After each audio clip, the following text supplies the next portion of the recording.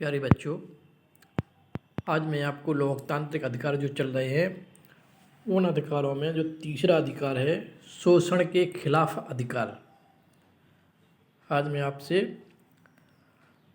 इसके बारे में जानकारी दूंगा।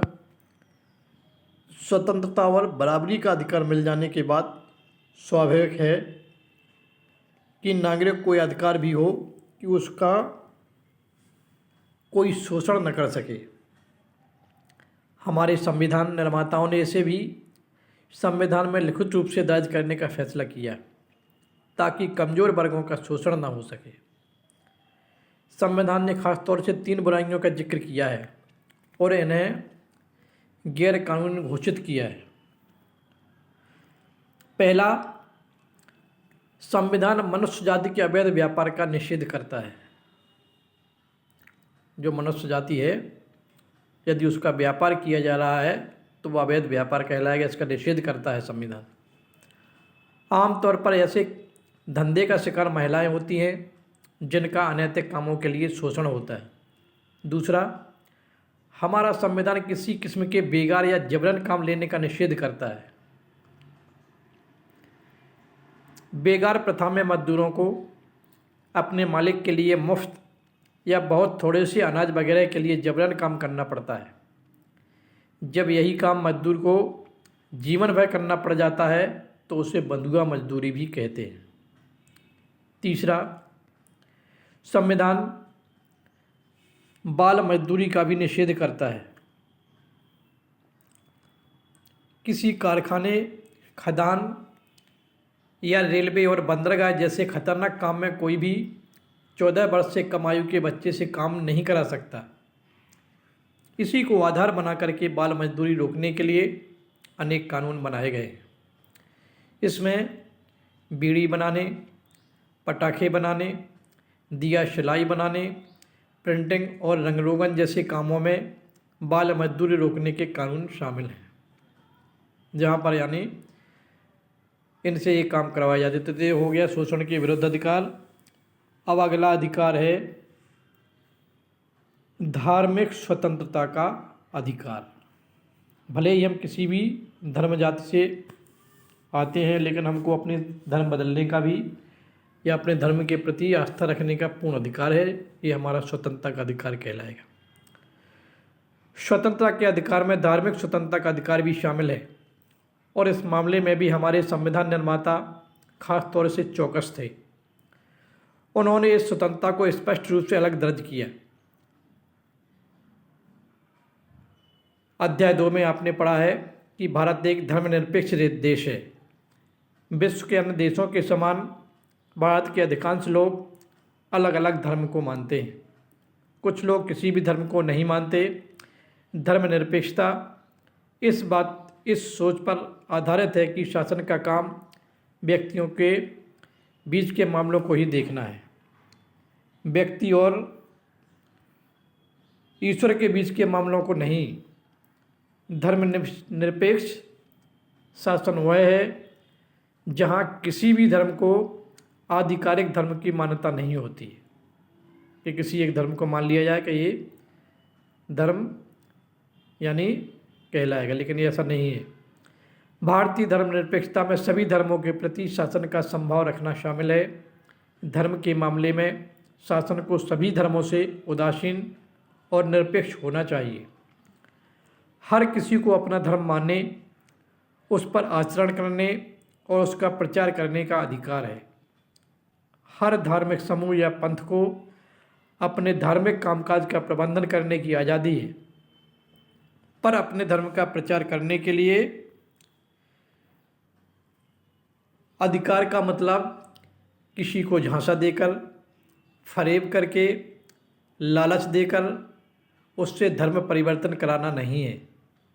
निसंदेह व्यक्ति को अपनी इच्छा से धर्म परिवर्तन करने की आज़ादी है। वो अपनी इच्छा से यानी धर्म परिवर्तन कर सकता है, इसके लिए वो आज़ाद है। अपना धर्म मानने और उसके अनुसार आचरण का यह अर्थ भी नहीं है कि व्यक्ति अपने मन के अनुसार जो चाहे सो करे। जैसे यदि कोई आदमी देवता या कथित अदृश्य शक्तियों को संतुष्ट करने के लिए नर बलि या पशु बलि नहीं दे सकता। औरतों को कमतर मानने या औरतों की आज़ादी का हनन करने वाले धार्मिक रीति रिवाजों पर आचरण करने की अनुमति नहीं है। जैसे कोई ज़बरदस्ती किसी विधवा का मुंडन नहीं करा सकता या उसे सिर्फ सफ़ेद कपड़े पहनने के लिए मजबूर नहीं कर सकता।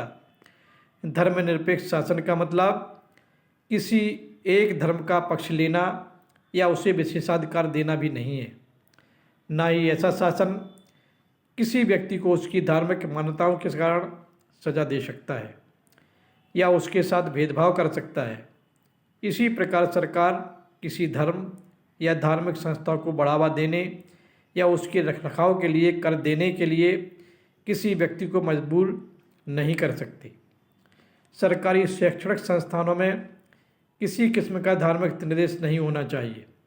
अगर किसी शैक्षिक संस्थान का संचालन कोई निजी संस्था करती है तो वहाँ के किसी भी व्यक्ति को प्रार्थना में हिस्सा लेने या किसी धार्मिक निर्देश का पालन करने के लिए मजबूर नहीं किया जा सकता।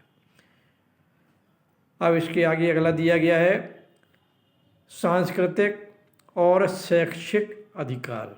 अगला अधिकार ये हमारा है। आप हैरान हो सकते हैं कि हमारे संविधान निर्माता अल्पसंख्यकों के अधिकारों की लिखित गारंटी को लेकर के इससे सचेत क्यों थे। बहुसंख्यकों के लिए ऐसी कोई गारंटी क्यों नहीं है। इसका सीधा सा कारण यह है कि लोकतंत्र की कार्य पद्धति अपने आप बहुसंख्यकों को ज़्यादा ताकत दे देती है। अल्पसंख्यकों को ही भाषा, संस्कृति और धर्म के विशेष संरक्षण की ज़रूरत होती है, अन्यथा वे बहुसंख्यकों की भाषा, धर्म और संस्कृति के प्रभाव में पिछड़ते चले जाएंगे।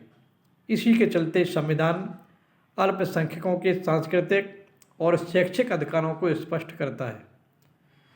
नागरिकों में विशिष्ट भाषा या संस्कृति वाले किसी भी समूह को अपनी भाषा और संस्कृति को बचाने का अधिकार है।